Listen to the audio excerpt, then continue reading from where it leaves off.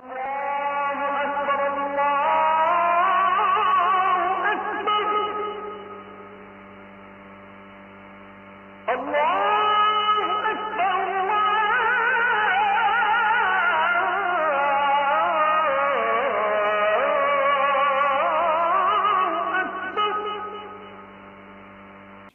নাইটের যে অপসংস্কৃতি এবং যে অনাচার সমূহ প্রতি বছর প্রত্যেকটা মসজিদের মেম্বার থেকে ওলামা একরাম মানুষকে সে বিষয়ে সতর্ক করে থাকেন।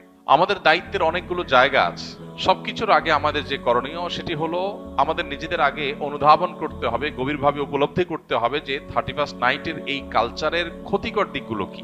একটা বিষয় তো পরিষ্কার, সেটা হলো আল্লাহ রাব্বুল আলামিন কোরআনে কারীমে সূরা হাশরে বলেছেন, ওয়ালা তাকুনু কাল্লাযীনা নাসুল্লাহা ফাআনসাহুম আনফুসাহুম, তোমরা সেই মানুষদের মতো হয়েও না যারা আত্মভোলা হয়ে গেছে।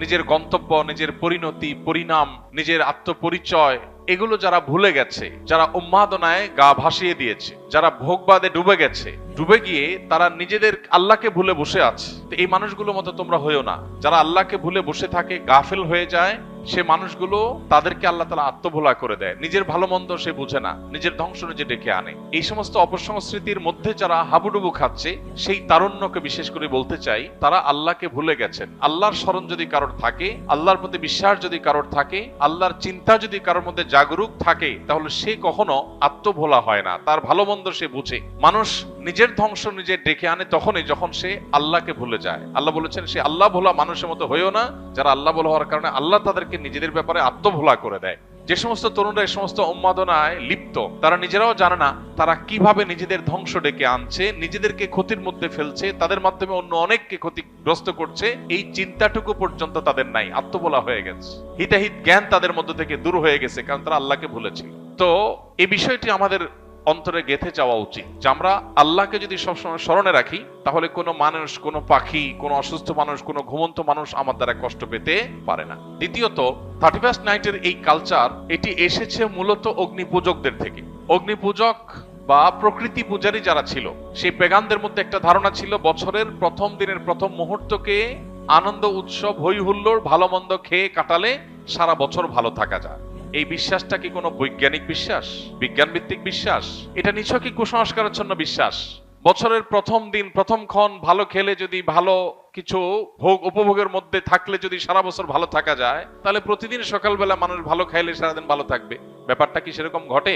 প্রিয় ভাইরা আমার, আমরা যারা নিজেদেরকে মুসলমান হিসেবে দাবি করি, আমাদের জন্য তো এই কালচারে গা ডুবাবার কোনো সুযোগই নেই। যে সমস্ত মানুষরা নিজেদেরকে তথাকথিত বিজ্ঞান মনস্ক বলে, তারা কোন যুক্তিতে, কোন চিন্তায় বছরের প্রথম মুহূর্তকে আনন্দ করে হই হুল্লোড় করে কাটায়? কি কারণে?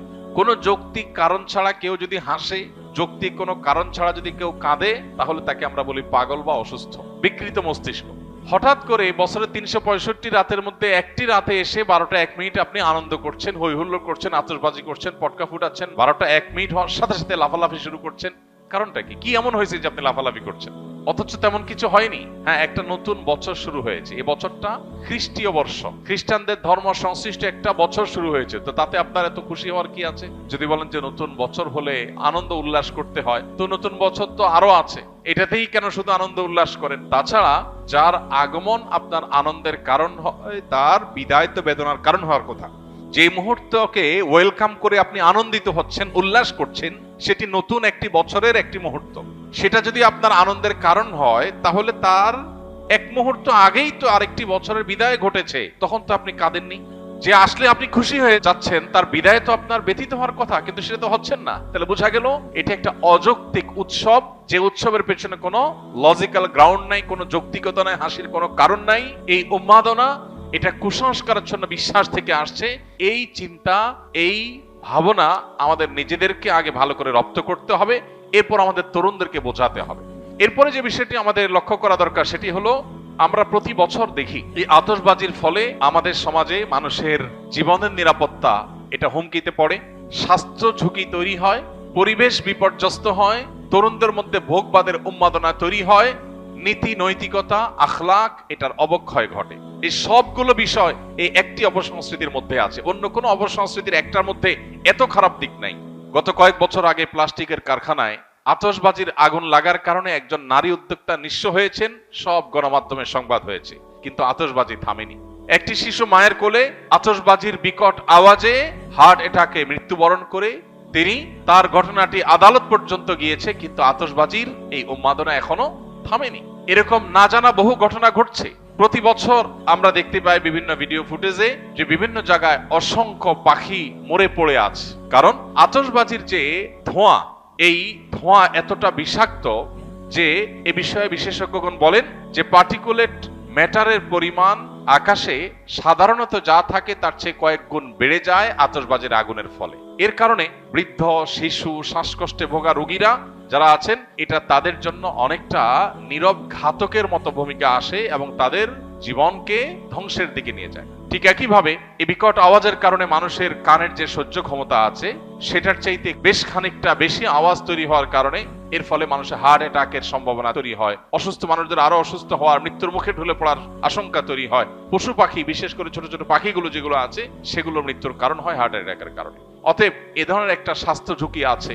ঢাকা শহর, চিটাং শহর সহ গোটা বাংলাদেশের সব শহরগুলো প্রায় বৈদ্যুতিক তারের যে জাল, সে জালের নিচে মাথার উপরে বৈদ্যুতিক তারের বিশাল বেছানো জাল যে শহরে আছে, সেই শহরে আতশবাজির আগুন যদি কোনো জালের উপরে গিয়ে পড়ে, সেখানে শত শত মানুষ পুড়ে ছাই হওয়াটাও অস্বাভাবিক কোনো বিষয় নয়। তো এই পরিমাণ স্বাস্থ্য ঝুঁকি যেখানে আছে, পরিবেশের বিপর্যয় যেখানে আছে, যেখানে আরো নানাবিধ ক্ষতি আমাদের নিহিত আছে, তারুণ্য, তরুণ প্রজন্ম তাদের অনেকে এই রাতে মাদকের দিকে হাত বাড়ায়। যে পরিমাণ মাদকের ছড়াছড়ি এই রাতে হয়, সারা বছরে অন্য কোন রাতে এত বেশি মাদকের ছড়াছড়ি হয় না। তাহলে মাদকের ছড়াছড়ি বলুন, অশ্লীলতা বলুন, বেহায়াপনা বলুন, অপচয় বলুন, উন্মাদনা বলুন, তারুণ্যের মধ্যে বিশৃঙ্খলা ভাব বলুন, এই সবগুলো আমাদের সমাজের বিপর্যয় ডেকে আনে।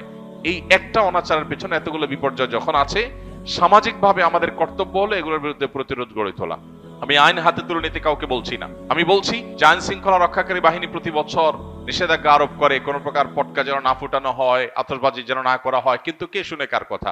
অতএব বাড়িওয়ালারা যদি তাদের ছাদগুলো বন্ধ করে রাখেন, বাবা মারা যদি তাদের সন্তানদেরকে বোঝান, এবং তরুণরা যদি তারা সংঘবদ্ধ হয়ে বিপদগামী তরুণদেরকে বোঝান, কাউন্সিলিং করেন দলে দলে, তারা যদি সমাজে অনাচার বন্ধের জন্য উদ্যোগ নেন, আইন শৃঙ্খলা রক্ষাকারী বাহিনীর ভাইদেরকে সহযোগিতা করেন, তাহলে সেক্ষেত্রে হয়তো সমাজে এই অনাচার থামতে পারে। আমরা আমাদের কাজ করে যাব, হ্যামিলনের বাসিওয়ালার মতো সতর্ক করে দেওয়া, মানুষকে সজাগ করা, এই কাজটা ওলামায়ে কেরাম করছেন, করবেন।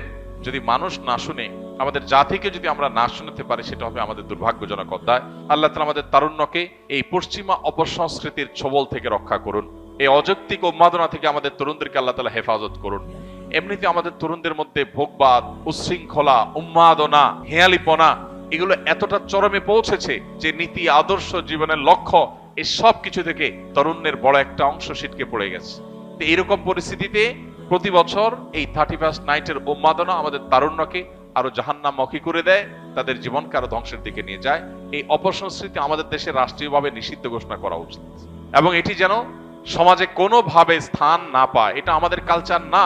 এই কৃষ্টির সাথে এই মাটির মানুষের, এই দেশের মানুষের ধর্মের কোনো কিছুর কোনো সম্পর্ক নেই। সেখানে এটাকে আমদানি করে প্রতি বছর যে পরিমাণ টাকা আমাদের তরুণদের একটা অংশ আকাশে ওড়ান, বরং যে পরিমাণ টাকা আতশবাজির নামে আগুনে পোড়ান, তার সিকিভাগ খরচ করলেও বহু শীতার্ত মানুষের, কনকনে শীতে কাঁপা মানুষের শীত নিবারণ করা সম্ভব হয়ে যেত।